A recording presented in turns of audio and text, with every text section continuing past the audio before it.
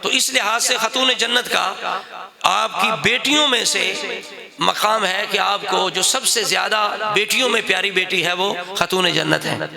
رسول اللہ نے خود فاطمہ زہرا کے بارے میں یہ مشہور حدیث ہے، فرمایا قال النبی صلی اللہ علیہ وسلم، فرمایا فاطمہ تو سیدۃ نساء اہل الجنہ، یہ میری بیٹی فاطمہ یہ جنتی خواتین کی سردار ہے۔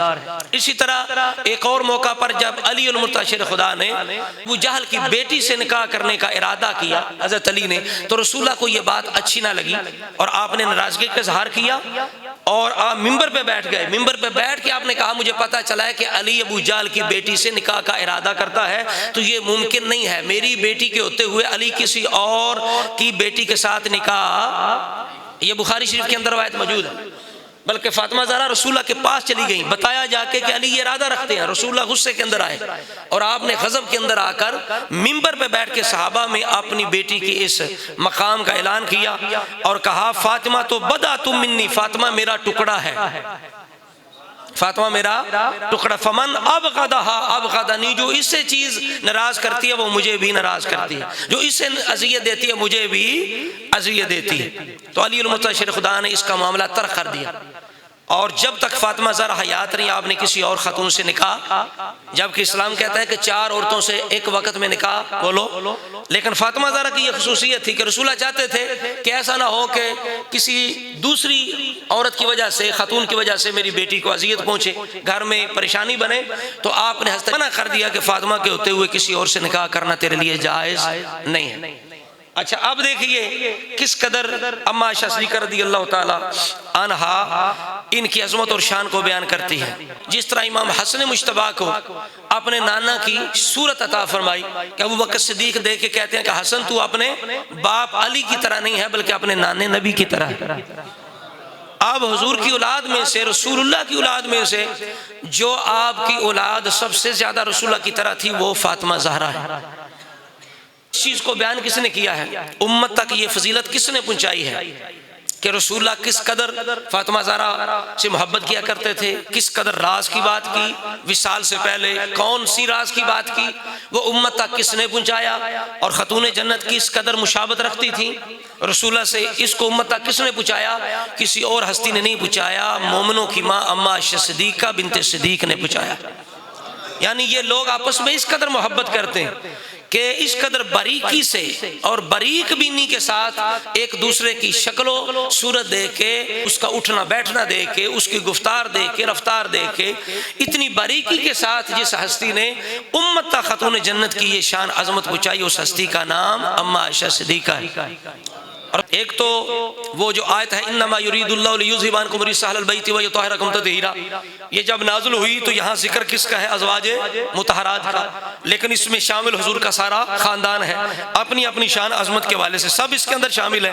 حضور کے چچا عباس بھی شامل ہے، ان کی اولاد بھی شامل ہے، حضرت علی کے بھائی جعفر بھی شامل، ان کی اولاد بھی شامل ہے، عقیل شامل، ان کی اولاد شامل ہے، بنو ہاشم کا سارا گھرانہ، رسول اللہ کا پورا خاندان اہل بیت ہے۔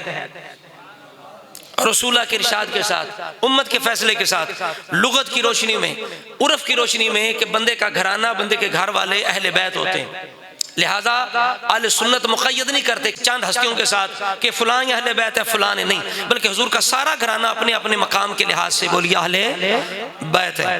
اب یہ ہستیاں جو ہیں ان کے اہل بیت ہونے کا خاص حضور نے اعلان کیا، یعنی امہات المومنین کو تو قرآن نے واضح طور پہ اہل بیت کہہ دیا، لیکن جب یہ آیت نازل ہو گئی تو رسول اللہ نے امت کو بتایا، لوگوں کو بتایا کہ یہ ہستیاں بھی اہل بیت ہیں، اور اس کو بیان کرنے والی کون ہے، عائشہ صدیقہ رضی اللہ تعالیٰ عنہ۔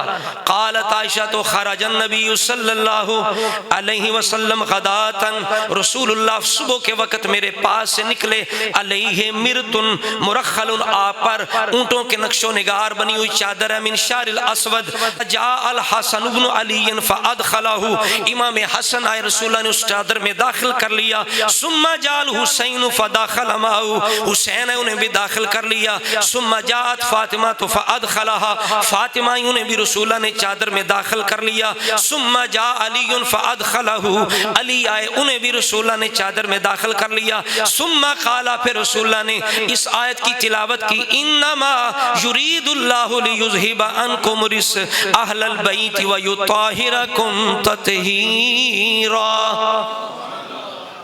اب لوگ بعض کیا کہتے ہیں، وہ قرآن کو چھوڑ کے حدیث کے پیچھے لگ جاتے ہیں، کہتے ہیں بس یہی ہستیاں اہل بیت ہیں، حضور کی بیویاں اہل بیت نہیں۔ ہم نے کہا نہیں، حضور کی بیویاں پہلے اہل بیت ہیں۔ اگر ایسی بات نہیں ہے تو اپنی کارالی نو آخ میری یہ کارالی نہیں، تین چانن ہو جائے شامہ تک، تو جے تیری کارالی ہے تو حضور دیاں کارالیاں بولیے، تو یہ بات عقل کے، عرف کے، لغت کے خلاف ہے۔ اس لیے وہاں یہ پوری آیت نہیں ہے انما، یہ شروع ہوتی ہے وَقَرْنَ فِي بُيُوتِكُنَّ، یہاں سے شروع ہوتی ہے۔ پہلا حصہ میں بھی امت کی جو مائیں ہیں ان کا تذکرہ ہے، یعنی جو پوری آیت ہے وہ شروع ہوتی ہے، وہ پیچھے بھی ان کا ذکر ہے ازواج مطہرات کا، اور اس آیت کے شروع میں بھی ان کا ذکر ہے۔ یہ ایک آیت کا حصہ ہے، پوری آیت نہیں ہے، حصہ ہے۔ تو لہذا رسول اللہ نے ان ہستیوں کو بھی چادر میں لے کہا یہ بھی اہل بیت ہیں۔ تو یہ بیان کرنے والی کون ہے؟ بولیے عائشہ صدیقہ رضی اللہ تعالی۔ یہ عظمت شان ان ہستیوں کی کس نے بیان کی؟ بولیے عائشہ صدیقہ رضی اللہ تعالی۔ اسی طرح عائشہ صدیقہ رضی اللہ تعالی عنہا نے فاطمہ زہرا کی وہ شان بیان کی، توجہ کریں۔ ایک ہوتی ہے جس طرح یہ رسول اللہ نے عمل کیا تو آپ نے بیان کر دیا، ایک رسول اللہ بیان کرتے ہیں یہ فاطمہ میرا ٹکڑا ہے، یا کوئی عظمت بیان کرتے ہیں وہ بیان ہو گیا۔ لیکن اب عائشہ صدیقہ وہ بات بیان کر رہی ہیں جو نہ رسول اللہ کو بیان کرتے دیکھی نہ عمل کرتے دیکھا، لیکن خود ان کی محبت نے جو چیز محسوس کی، فاطمہ زہرا سے محبت نے اور رسول اللہ سے محبت نے جو چیز محسوس کی وہ بیان کر رہی ہیں۔ عائشہ صدیقہ امت تک پیش کر رہی ہیں کیا؟ ان عائشہ ام المومنین رضی اللہ تعالی عنہ قالت ما رأیت احدا اشبہ سمتا ودلا وحدیا برسول اللہ فی قیامها وقعودها من فاطمہ بنت رسول اللہ۔ اما صدیقہ فرماتی ہیں میں نے فاطمہ زہرا سے بڑھ کر کسی بھی اور اہل بیت کے فرد، حضور کی اولاد میں سے، حضور کے نواسیوں میں سے، پورے خاندان میں سے میں نے کسی اور ہستی کو ایسا نہیں دیکھا، بلکہ سب سے بڑھ کر رسول اللہ کے ساتھ جس ہستی کو مشابہت تھی قیام کے اندر، قعود کے اندر، چلنے کے اندر، بیٹھنے کے اندر، وہ کون ہے؟ فرمایا وہ فاطمہ تو بنت رسول اللہ، وہ رسول اللہ کی بیٹی فاطمہ ہیں۔ آگے فرماتی ہیں وقالت، یہ بھی عظمت شان اور رسول اللہ کی محبت کا اظہار۔ فاطمہ زہرا کے ساتھ رسول اللہ جس قدر محبت سے پیش آتے، وہ بابا جان سے محبت سے پیش آتی۔ اس منظر کو بھی عائشہ صدیقہ بیان کرتی ہیں، کہتی ہیں قانت اذا دخلت علی النبی صلی اللہ علیہ وسلم قام الیہا فقبلہا، جب فاطمہ آتی رسول اللہ کھڑے ہو جاتے، ان کا بوسہ لیتے اور اپنی جگہ پہ بٹھاتے، وَأَجْلَسَهَا فِي مَجْلِسِهِ، اپنی جگہ پہ فاطمہ کو بٹھاتے۔ وَقَانَ النَّبِيُّ اِذَا دَخَلَ عَلَيْهَا، جب رسول اللہ ان کے پاس تشریف لے جاتے، فَقَامَتْ مِن مَجْلَسِهَا، فاطمہ بھی کھڑی ہو جاتی، فَقَبَّلَتْهُ، اپنے بابا جی کا بوسہ لیتی، وَأَجْلَسَتْهُ فِي مَجْلَسِهَا، اور اپنے ابا جی کو اپنے بیٹھنے کی جگہ پر رسول اللہ کو بٹھاتی۔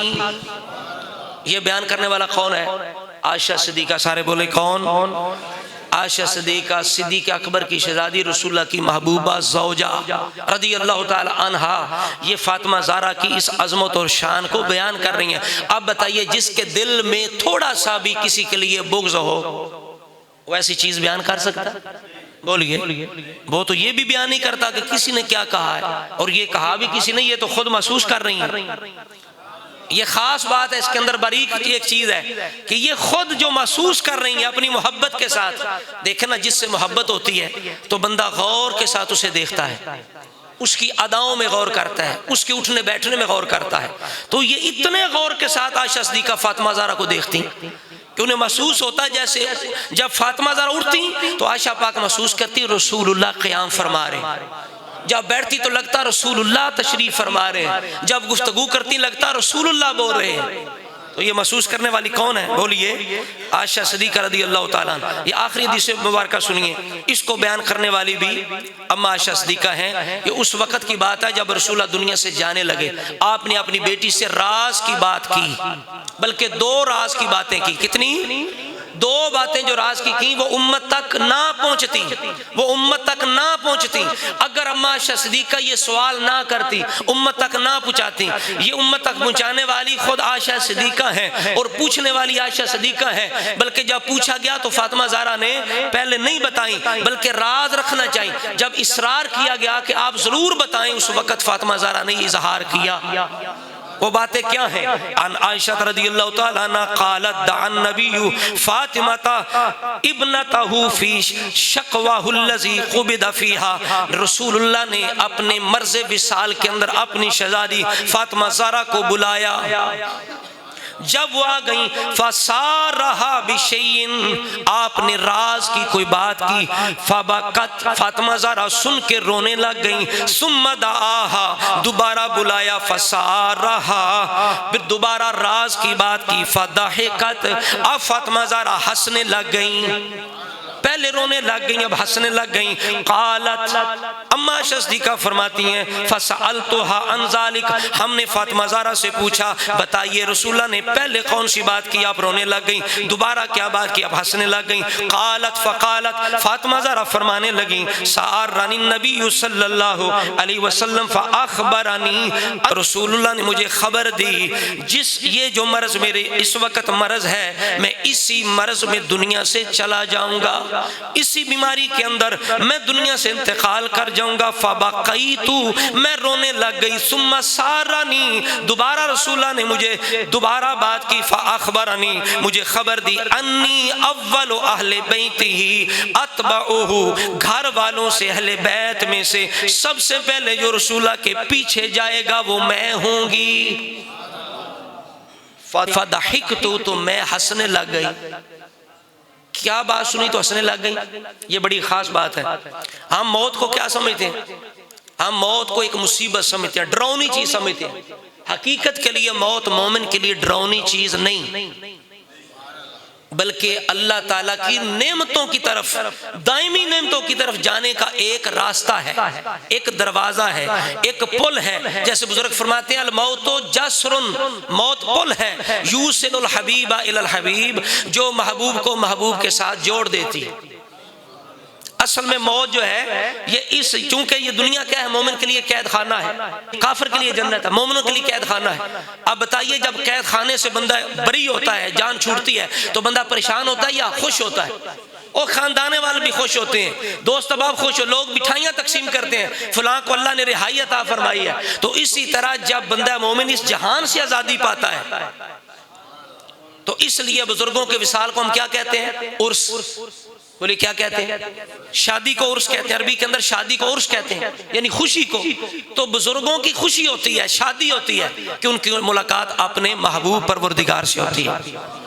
آپ یہ دیکھیے، اندازہ لگائیں، رسول اللہ یہ بتا رہے ہیں، پہلے بتا رہے ہیں میں جانے لگا ہوں، تو ہجر کے اندر، جدائی کے اندر فاطمہ زہرا رونے لگ گئی، اب بتاتے ہیں کہ میرے بعد سب سے پہلے وفات تیری ہوگی۔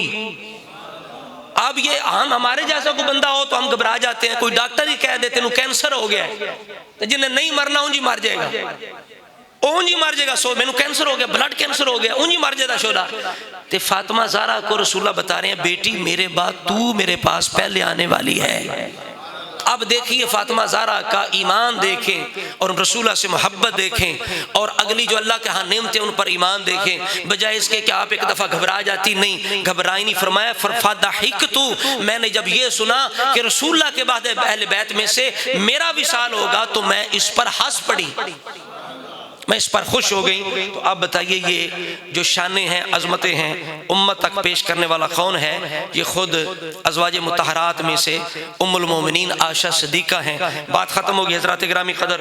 اب آخری بات جو ہے، جب فاطمہ زہرا کا انتقال ہوا تو جنازہ کس نے پڑھایا؟ یہ کتاب ہے الطبقات الکبریٰ، یہ 3 صدی کے عظیم مورخ ہیں امام ابن سعد، بڑی مستند ترین بنیادی جو کتابیں ہیں نا سیرت صحابہ کی، ان میں سے یہ کتاب ہے۔ اور تو اس کتاب کے اندر یہ واضح طور پر لکھا ہے، امام شعبی جو ہیں یہ جلیل القدر تابعی ہیں جو 500 صحابہ کے شاگرد ہیں، سبحان اللہ کہہ دیں، حضرت علی کے شاگرد ہیں، عبداللہ بن عمر کے شاگرد ہیں، امام شعبی رحمۃ اللہ علیہ یہ کیا فرماتے ہیں؟ کہتے ہیں صلی علیہا ابو بکر رضی اللہ تعالی عنہ و عنہا، یعنی فاطمہ زہرا جب انتقال کیا انہوں نے تو ان پر جنازے کی نماز کس نے پڑھائی؟ ابو بکر، سارے بولیے ابو بکر صدیق رضی اللہ تعالی عنہ۔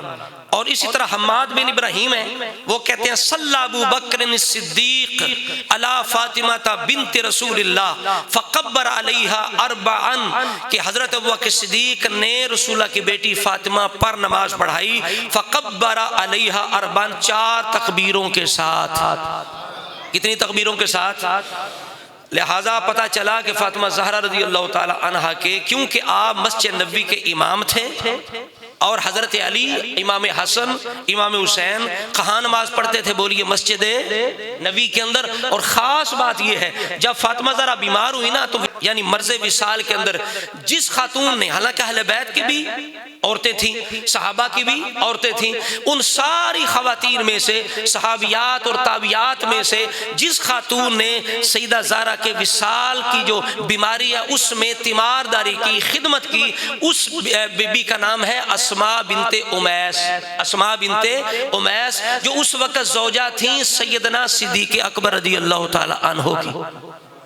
اب یہ اتنا گہرا تعلق ہے گھریلو، یعنی حضرت علی اور حضرت ابو بکر ان کا آپس میں تو تعلق ہے، اب گھر کی خواتین کا بھی آپس میں تعلق ہے کہ فاطمہ زہرا نے جس بی بی کو اپنی مرض وصال میں خدمت کے لیے پسند کیا وہ کون تھی؟ وہ ابو بکر صدیق کی زوجہ تھی۔ اب گھریلو بھی اتنا تعلق ہے۔ اب یہ کہنا جی خبر نہیں ہوئی، علی نے خبر نہیں کی، جنازہ پڑھا دیا، تو یہ کسی راوی کا خیال ہو سکتا ہے، یہ کسی صحابی کا قول نہیں ہے۔ اور ابن عباس کا ارشاد موجود ہے متصل سند کے ساتھ، حضرت امام زین العابدین کا ارشاد موجود ہے، امام جعفر صادق امام باقر سے روایت کرتے ہیں، وہ امام زین العابدین سے روایت کرتے ہیں۔ اسی طرح یہ تابعین کا بھی قول آپ نے سنا، اور اہل بیت کے افراد بھی یہ کہتے ہیں کہ فاطمہ زہرا کا جب جنازہ تیار ہوا، حضرت علی بھی موجود ہیں، ابو بکر صدیق بھی موجود ہیں، عمر بھی موجود ہے، یہ صحابہ اکرام موجود ہیں۔ اور جب جنازے کا وقت آیا تو حضرت علی نے جب ابو بکر صدیق سے کہا کہ آپ پڑھائیں، تو انہوں نے کہا نہیں آپ پڑھائیں، تو حضرت علی المطہر خدا نے کہا نہیں، آپ رسول اللہ کے خلیفہ ہیں، آپ کے ہوتے ہوئے کوئی بھی فاطمہ کی نماز جنازہ کا امام نہیں بنے گا۔ یہ روایت بھی موجود ہے۔ تو پتہ چلا کہ، اور یہ اصول کے مطابق ہے، اس لیے کہ امام حسن جب نے وصال کیا تو امام حسین نے جنازہ نہیں پڑھایا، بلکہ سعید بن العاص اس وقت جو گورنر تھے انہوں نے امام حسن کی نماز جنازہ پڑھائی۔ لولا انہا سنت، اگر یہ سنت نہ ہوتی، لما قدمتکا، تو میں آپ کو آگے نہ کرتا، میں اپنے بھائی حسن کی خود جنازہ پڑھاتا۔ لہٰذا چونکہ سنت یہ ہے کہ جو امام ہوتا ہے، امیر ہوتا ہے، خلیفہ وقت ہوتا ہے، جو نگران ہوتا ہے، اس کا زیادہ حق ہے، لہٰذا آپ آگے ہو کے نماز جنازہ پڑھائیں۔ تو اب آپ بتائیے کتنا گہرا تعلق ہو، ابو بکر صدیق موجود ہو تو یہ کیسے ہو سکتا ہے؟ تو اب بات ختم ہو گئی ہے۔